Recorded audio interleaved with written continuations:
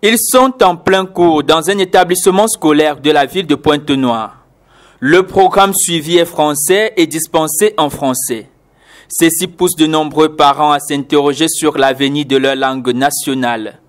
Sur la centaine d'élèves que nous avons rencontrés dans cet établissement, pas plus de 30 peuvent s'exprimer correctement en lingala ou en kituba. Emmanuel Verdi,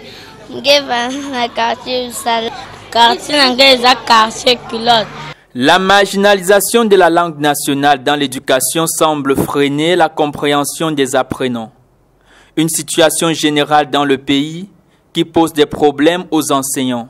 Effectivement, ça nous cause un peu des ennuis, des problèmes pour la bonne compréhension de certaines notions.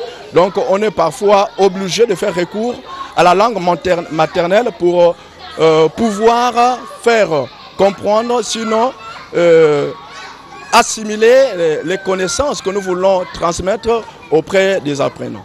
Les pays les plus développés au monde privilégient la langue parlée en famille dans les contenus scolaires. L'anglais pour les États-Unis d'Amérique, le mandarin pour la Chine et le français pour la France. En Afrique, certains pays ont la même logique. Le cas au Sénégal, où on enseigne le Wolof dès la maternelle. Au Congo, des efforts sont constatés depuis quelques années. Seulement, il faut parcourir les cycles primaires et secondaires pour découvrir le lingala ou le kituba à l'université.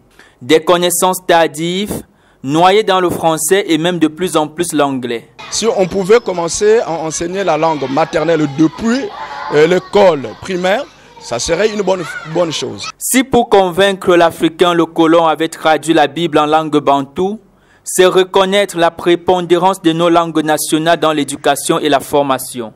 Malheureusement, le français est devenu une langue de prestige que beaucoup de jeunes préfèrent aux langues locales. Pour les linguistes, la langue de base d'un individu est celle qui lui permet de mieux amasser les connaissances.